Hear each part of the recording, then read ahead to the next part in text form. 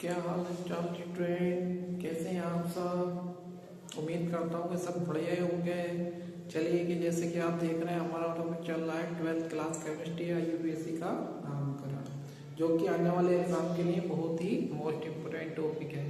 सभी बच्चों से कामना करता हूँ कि सभी बच्चे अपनी परीक्षा की तैयारी करें और अपने रिजल्ट को बेहतर बनाएं। तो चलिए बिना देरी करते हुए शुरू करते हैं आज का यूपीएससी नामकरण। देखिए बच्चों, पहले वीडियो में हमने डिस्कस करा था कि यूपीएससी का नामकरण करना कैसे सीखते हैं। तो हमने ये देखा था कि कार्बन को काउंट कैसे करते हैं। चलिए आप उसके आगे बात करते हैं। जैसे कि स्टूडेंट आप जानते हैं कि एक कार्बन को मैथ कहते हैं, 2 कार्बन होते हैं तो एफ कहते हैं, 3 कार्बन होते हैं तो प्रोप कहते हैं, 4 कार्बन होते हैं तो ब्यूट कहते हैं, 5 कार्बन होते हैं तो पैंट कहते हैं, 6 कार्बन होते हैं तो हेक्स कहते हैं, 7 कार्बन होते हैं तो हेक्ट, और 8 होंगे तो ओक्ट, 9 होंगे तो नॉन, और 10 होंगे तो डेक। ठीक है। उसी तरह से कार्बन जुड़े होते हैं बॉन्ड से। किससे जुड़े होते हैं? बॉन्ड से। सिंगल बॉन्ड से जुड़ा होगा तो एन पढ़ेंगे, डबल बॉन्ड से जुड़ा होगा तो इन पढ़ेंगे, और ट्रिपल बॉन्ड से जुड़ा होगा तो आइन पढ़ेंगे। ठीक। ये कुछ कार्बन के ग्रुप हैं। CH3 को मैथिल और C2H5 को एथिल। ठीक है, एक कार्बन है तो मैथिल और 2 कार्बन है तो एथिल। ठीक है, ये कुछ ग्रुप है। आपका हैलोजन तत्व है। हैलोजन तत्व को हम किससे शो करते हैं? X से शो करते हैं। किससे शो करते हैं? X से शो करते हैं। हैलोजन तत्व में कौन कौन से आते हैं? FCl Br I। F को फ्लोरो पढ़ेंगे यूपीएससी में, Cl को फ्लोरो पढ़ेंगे, ब्रोमीन को ब्रोमो पढ़ेंगे, और आयोडीन को हाइड्रो पढ़ेंगे। इसकी शॉर्ट फॉर्म में अगर आप इसको याद करना चाहें तो आप इसको फकल बराई के नाम से भी याद कर सकते हैं, क्योंकि इन सबको अगर हम मिलाएंगे तो स्पेलिंग मिल जाएगी आपकी फकल बराई। ठीक है, तो ये हैलोजन परिवार है। चलिए आज सीखते हैं कुछ नया।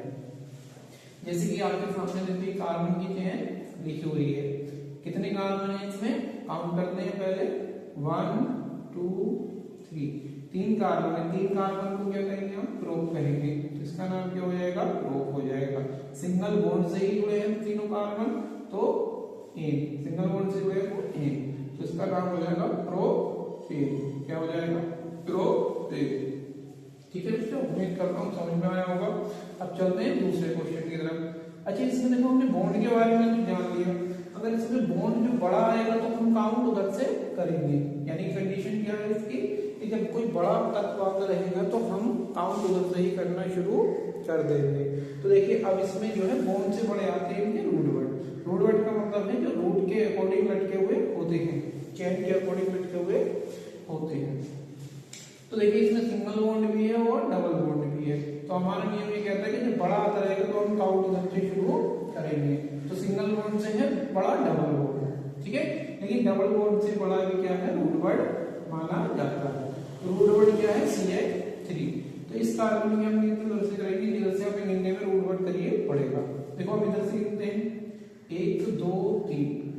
ठीक है, 3 कार्बन है, लेकिन इधर से करेंगे तो रूट वर्ड हमारा पहले भी पड़ा था। तो हम गिनती किधर से करेंगे? इस साइड से करेंगे, यानी अनुलग्न की तरफ से करेंगे। 1 2 3। ठीक है, पूरे चैन में कितने कार्बन है? 3 चैन में 3 कार्बन है। और पहले कार्बन पे क्या है? CH3 रूट वर्ड के रूप में लगा हुआ है। तो पहले हम किसका नाम लिखेंगे? रूट वर्ड का नाम लिखेंगे। जब भी कार्बन की चेन में रूट वर्ड आ जाए तो हमारा काम यह है कि सबसे पहले हम उस रूट वर्ड का नाम ही लिखते हैं। तो देखिए CH3 को हम क्या कहते हैं? CH3 को कहते हैं हम मैथिल। क्या कहते हैं? मैथिल। हम लिखेंगे मैथिल। कितने पे है मैथिल? 1। तो 1 मैथिल। ठीक है, क्योंकि पहले उस पे ही कार्बन पे क्या लगा हुआ है?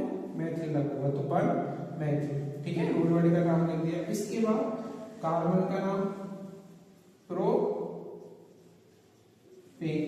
अब देखो बच्चों, ये अगर सिंगल बॉन्ड में होता तो प्रोपेन होता, लेकिन इसके अंदर डबल बॉन्ड आया हुआ है तो हम डबल बॉन्ड को ज्यादा मान्यता देंगे। तो हम इसको लिखेंगे प्रोपीन।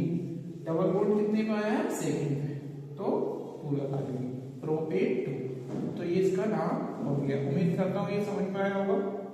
यानी सबसे पहले रूट वर्ड का नाम, पहले कार्बन का रूट वर्ड है तो 1 मैथिल। उसके बाद कार्बन की चेन का नाम, 3 कार्बन है 1 2 3 तो प्रो।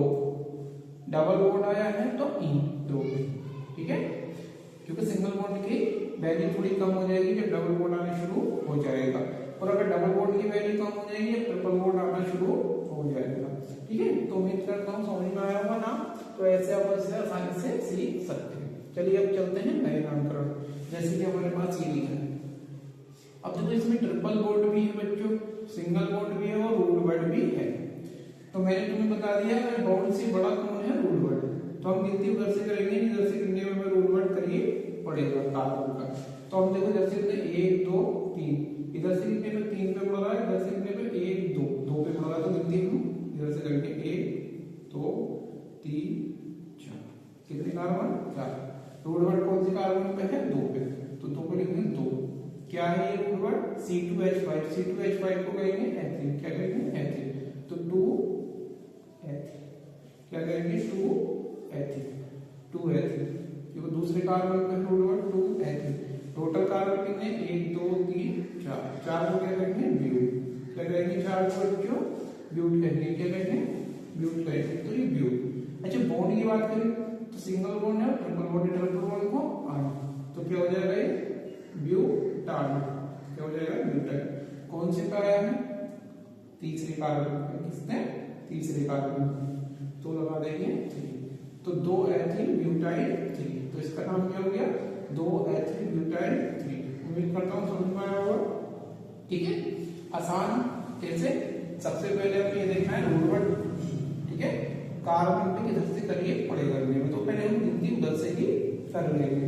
हमने गिनती इधर से कर ली 1 2, दूसरे पे पड़ रहा है, इधर से 1 2 3, तीसरे पे पड़ रहा है, इधर से इनके पास पड़ रहा है, तो हमने गिनती इधर से कर ली, कितने में दूसरे पे 2 कौन है C2H5, C2H5 को कहते हैं एथिल, एथिल कहते हैं 2 एथिल।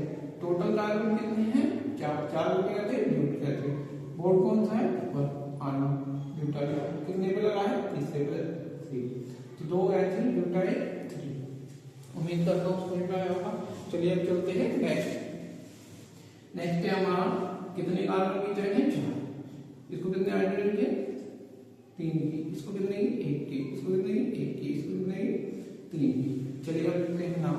अच्छा बच्चों इसमें देखो इसमें 2 रूट वर्ड आ गए, एक आपका CH3 भी आ गया और एक आपका Cl भी आ गया। तो बच्चों इसका मैंने तुम्हें बता दिया है कि इसी का नामकरण बनने का तरीका है, जो बड़ा आता रहेगा हम उसी की तरफ से काम करते चले जाएंगे। अब CH3 रूट वर्ड से बड़ा है हमारा Cl, यानी कि हैलोजन तत्व, हैलोजन तत्व। तो हम गिनती उधर से करेंगे जिधर से हमारा हैलोजन तत्व करिए पड़ेगा इसमें। तो हमने देखा 1 2 3, 3 पे पड़ा है, इधर से 1 2 2 पे पड़ा है, तो हम गिनती इधर से करेंगे 1 2 3 और ये 4, ठीक है। तो पहले नाम लिखेंगे, तो नाम लिखेंगे बच्चों, ठीक है, नाम क्या लिखेंगे, नाम ऐसे लिखेंगे 2 किलो, ठीक है, क्योंकि क्लोरो कितने पड़ रहा है 2 पे, क्लोरीन को क्या बोलेंगे किलो, कितने पड़ रहा है 2 पे, 2 किलो। मैथिल कितने में पड़ रहा है 3 मैथिल, क्योंकि सबसे पहले क्या करना हमें, अगर रूट वर्ड आए हैं चेन में तो हमें रूट वर्ड का नाम लिखना है, इसके बाद चेन का नाम लिखना। कितने कार्बन है टोटल 4, तो हम क्या कहेंगे ब्यूट, सिंगल बॉन्ड है ब्यूटेन, तो 2 किलो 3 मैथिल ब्यूटेन इसका नाम हो गया। उम्मीद करता हूँ समझ में आया होगा, ठीक है। अब चलते हैं देखिए नेक्स्ट है हमारा C और C, 4 कार्बन की चेन है और दोनों ही कार्बन में चेन पे हैलोजन परिवार भी है और कार्बन परिवार भी लगा हुआ है।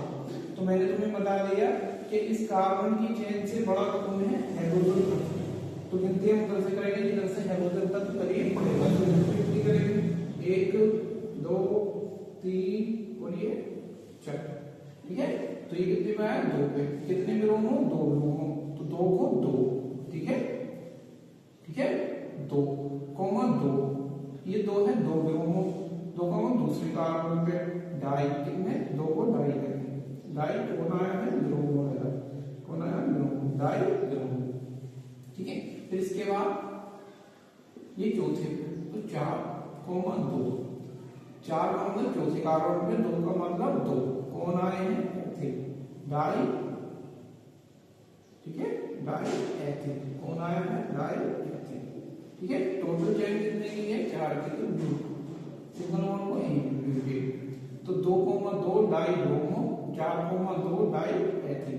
ठीक है, ये डाई इसलिए लगा है कि 2 वाले, ये डाई इसलिए लगा है कि 2 एथिल है। ठीक है, ये 2 इसलिए लगा है, दूसरे का 2 है।